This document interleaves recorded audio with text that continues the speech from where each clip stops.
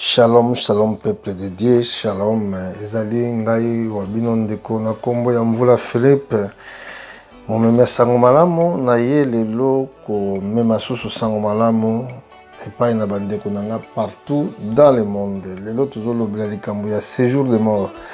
Ndenge apôtre Pierre, ndenge nkolo alobaki na apôtre Pierre na mokanda na Matthieu chapitre 16 verset 18 na tangi elobi: et moi, je te dis que tu es Pierre, et que sur cette pierre, je bâtirai mon église, et que les portes de séjour des morts ne prévaudront point contre elle. Donc, Yesu azakolo bila likambo ya séjour des morts. Donc, séjour des morts, ezali na bato oyo bazali kokufa na mokili.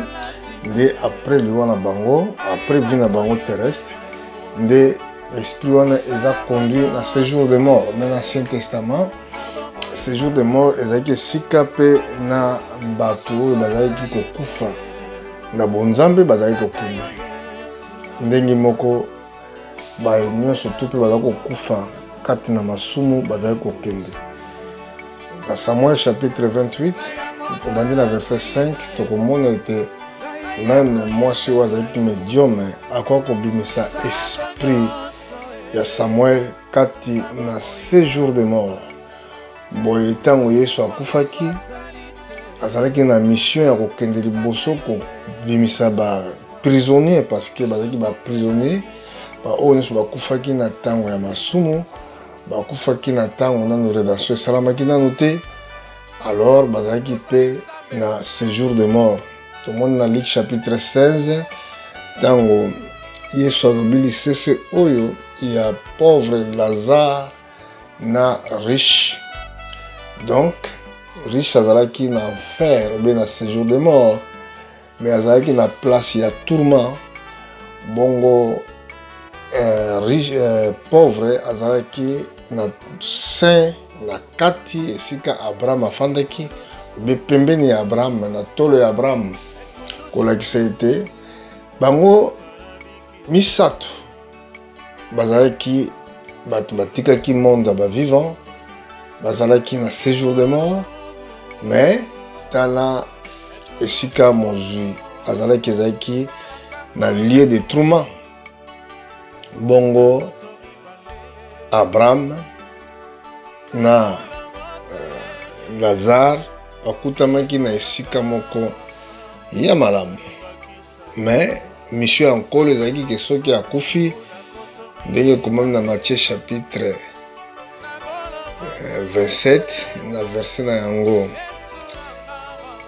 51 te na 53 eki akokende ntina baplace oyo inférieure mpona kokende kobimisa baoyo nyonso tu bakufaki. Yango liwana ye esali ke basimitiere efungwama bibembe ya bagiste mingi oyo bakufaki balamukaki. Na mokanda na Pierre ayebisi biso ete ntango akendaki na place wana nde ateyaki bato bazalaki incrédule uta na ntango ya Adam jusqu'à na ntango ya Jean-Baptiste oyo bakufaki kati na condamnation. Yango wana frère et sœur, quand tu vis koluka moyen ya kokufa na masumu te. Kokufa na masumu elingi koloba nini? Kokufa na masumu donc soki âme na yo ezotambola d'accord kolandela liloba na Nzambe te, elingi koloba ke ozosala makambo Nzambe azotelemela, ozosala makambo Nzambe apekisi, nde yango wana bazobenga péché. Et péché spirituellement ezali maladie spirituelle. Tant que commettre péché, elingi kobaka âme ya mutu eza malade. Mutu akozala kazo bela, mais azotambola na justice. Nzambe azotala maladi na ete, mais Nzambe azotala justice ni efandi kati na ye. Okomona okoremarke ke soki mutu wana ata azali kobela kufi, akokende directement kopema epai na Nzambe. Lokola nzoto pe ebelaka pe ekufaka. Ndenge ezake moto azovivre na péché eza maladi, maladi wana azobela ekoboma ye mpe ya kodisparaître. Yango wana soki moto akufi na masumu azali transporté mbala moko na séjour de mort. Nzokande séjour de mort ezalaki divisé en deux. Avant la mort de notre Seigneur Jésus-Christ, abimisa bayenge beni kuna ba place wana ba prison wana boye kuna bayenge beni bakenda soute bayenge beni bakendaka na repos bazali kopema mpona kozela mokolo ya enlèvement ya église. Nzokande ba oyo bazosala masumu bazokanga masusu na ba prison satanique bazali condamné bazali frappé na ba démon jusqu'à que mokolo oyo kozala ke jugement final bakobwaka bango na enfer esika nde liwa ba âme na bango ekodisparaître pour toujours. En tout cas nakotangaka makambo mpe nakocomprendre yango vraiment pas na ngai ezomemi véritable crainte ya komona te âme na yo ekovivre sous te koconsidere te ke esika yesu alobi ete soki ozosala mabe loboko na ezobeti olibaka kokata yango eza malamu okota loboko moko ke ozala maboko mibale nzoto na yo mobimba babwaka yango na geyene. Geyene eza endroit ya tourment esika na tourment eza astros esika bato nyonso ya masumu baza torturé elingi koloba ke âme na yo ate ebelaka te na mokili pendant koservir nzambe te âme na yo kokende na endroit oyo ekozala na torture ya libela na libela jusqu'à que jour enfer ekofungwama yo ozala candidat ya enfer. Donc elingi koloba enfer ezali mpona kodétruire baesprit complètement ba oyo basalelaki nzambe te. Frères et sœurs, soki oza mondimi yoka conseil nazopesa yo et tant que tozovivre na sa ya mokili tokamata ngolu na nzambe na pamba te ndenge Paul ayebisi biso na livre ya Corinthiens. Nzambe apesi biso ngolu ya kovivre encore mais tozwa yango pamba te. Baye nyonso oyo bakokufa na masumu bazali kodresse bazokende directement na séjour de mort. Mais nzokande tozomona nkolo azoloba na Pierre abi na ye boye tie Pierre likolo ya libanga oyo nde na kotonga église na ngai baséjour ya mort ekotelema likolo nango te. Donc na un croyant né de nouveau puissance ya séjour de mort eza likolo na ye te. Po kolo yesu ye moko azali na clé ya mort na ya séjour de mort. Bato nyonso bazobwakama na geyene oyo bazokende na lieu de tourment. Donc baza lokola bato bazobela ntango bakokufa nde babwaki ntango bazobela nazongi liloba na nga bato nyonso tu baza na lieu de tourment baza lokola bato bazobela bongo mokonda suka bakobwaka bango na enfer esika ekozala destruction ya tout esprit. Po enfer ekozala libela na libela te mais lieu de tourment ezali tout le temps. Mais mokolo ekokoma na enfer nde bavi nyonso tu ya baméchant ekosila lokola ndenge namoni ekomami na livre ya psaume ke bajuste bakohérite pays mais baméchant bakozala éliminé pour toujours.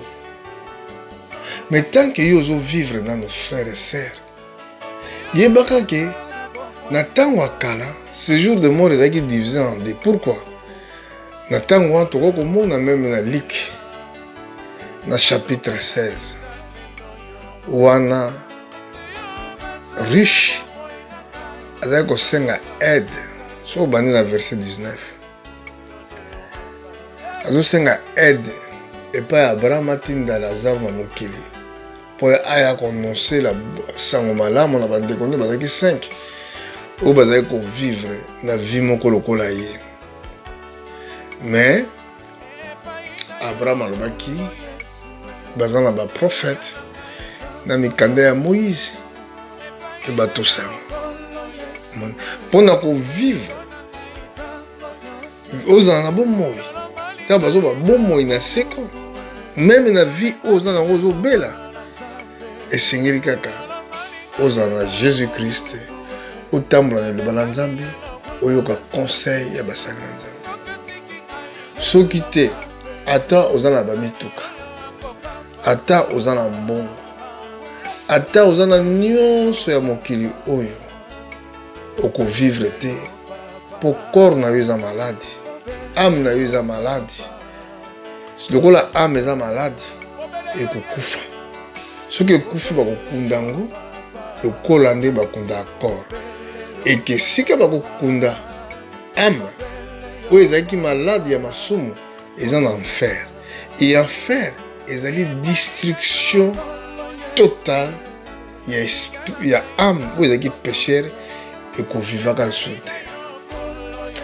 Eza pasi ndeko tomeka komedite. Tala ndenge ozovivre lobi balobela yo lisusu te, lobi ame na yo evivre lisusu te po eza totalement détruit. Parce que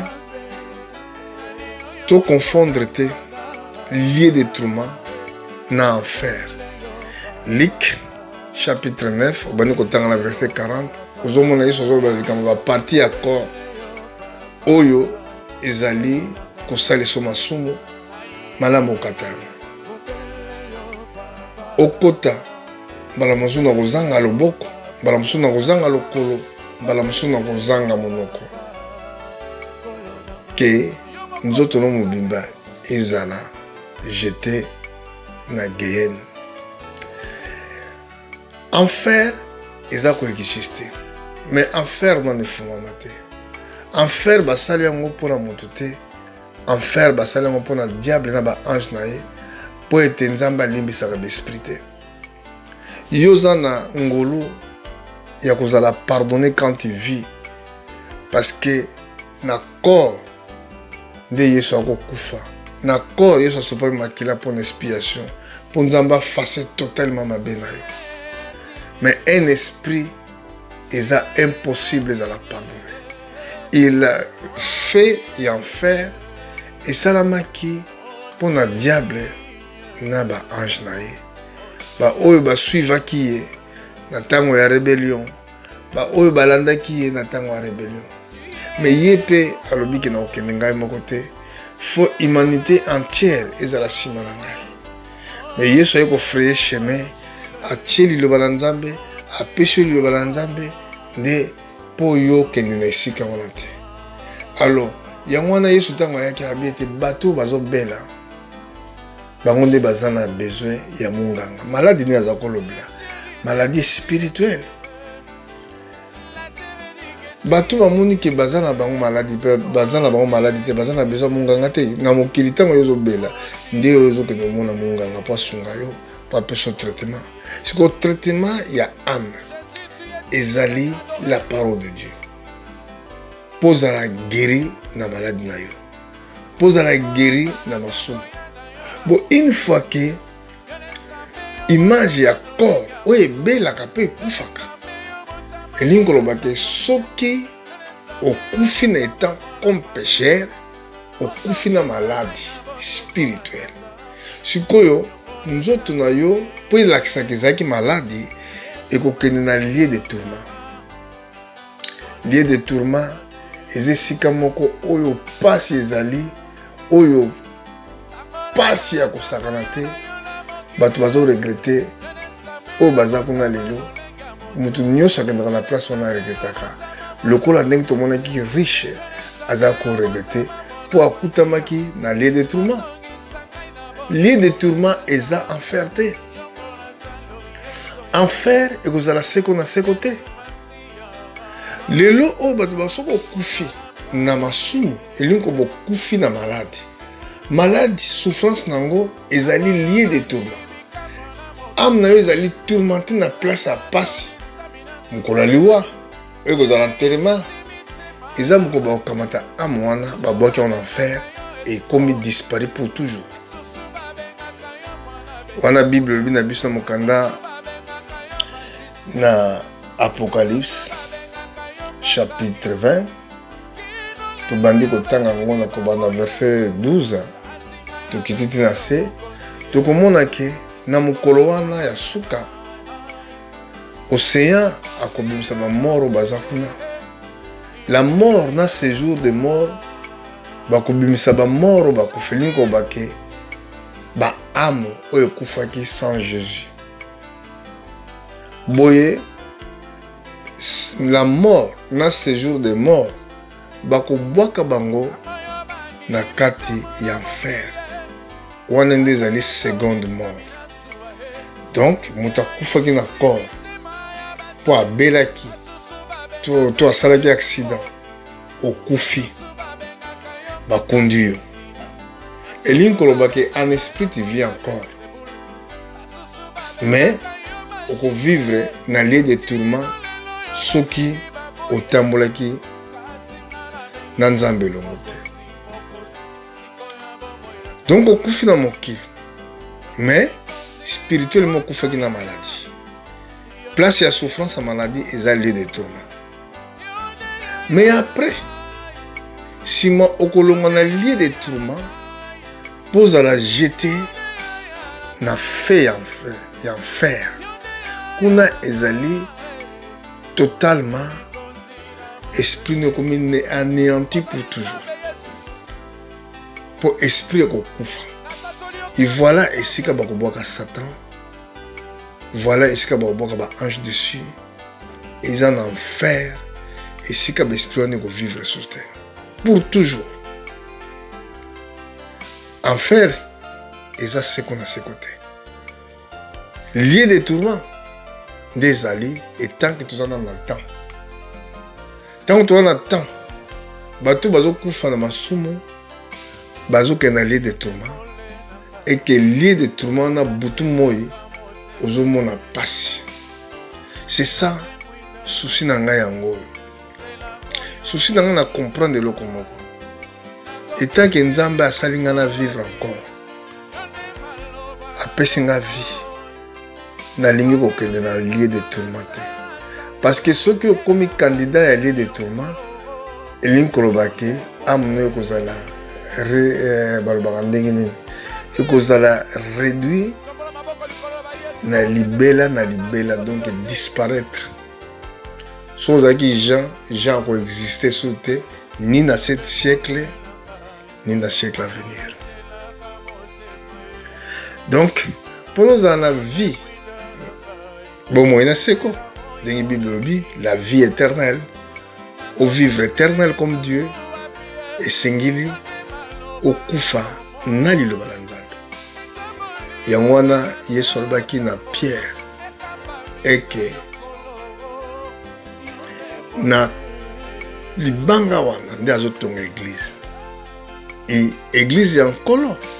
La porte à séjour des morts. Ils en ont quantité.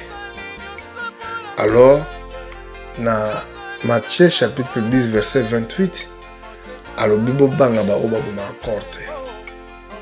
Mais banga plutôt, où il y a quelque faire disparaître corps na esprit.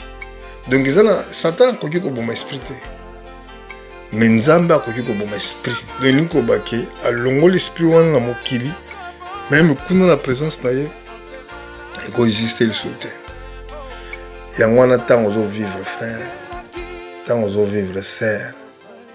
Sala attention na vie na yo. Pour un jour ezala trop tard. Ezaka likambo kanga motema. Ezapeli likambo ko bondela. Yesu alakisa biso façon ni toko kima masumu.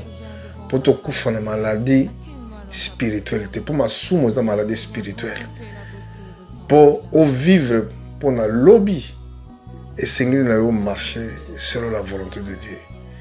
Pour marcher selon la volonté de Dieu et singler que corps na vivre sauter parce que corps des ali obstacle le bosso pour la vie na biso. Pour na corps kufa. Et loko ba bengi jeûne et prière. Il lo balanzambe na jeûne et prière. Et que ça là que et que neutraliser tous les esprits et que zobo conduire na corps na yo. Pour na lelo Dieu vous bénisse.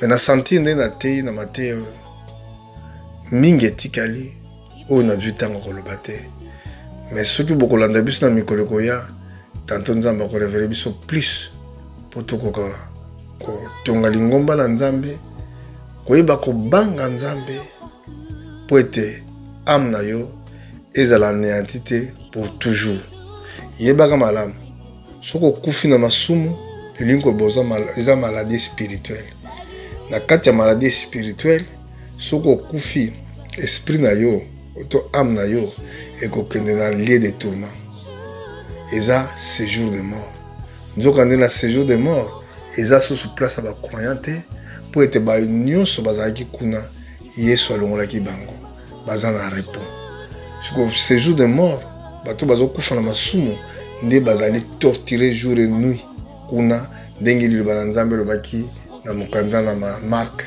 chapitre 9 na verset 40 okiti tina se.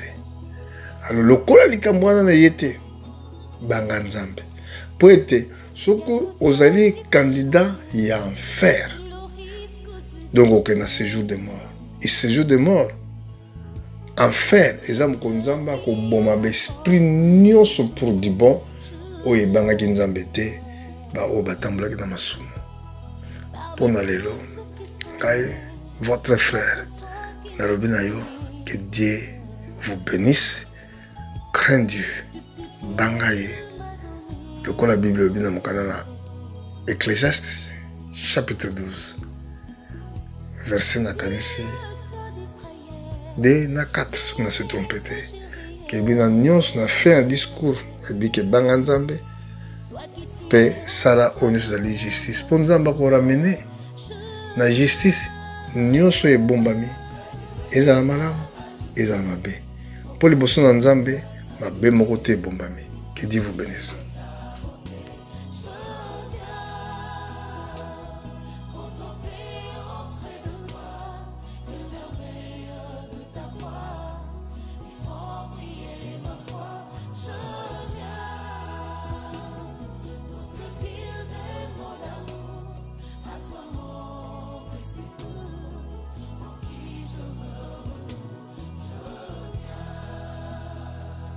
Je viens puiser mes forces pour te faire mes éloges.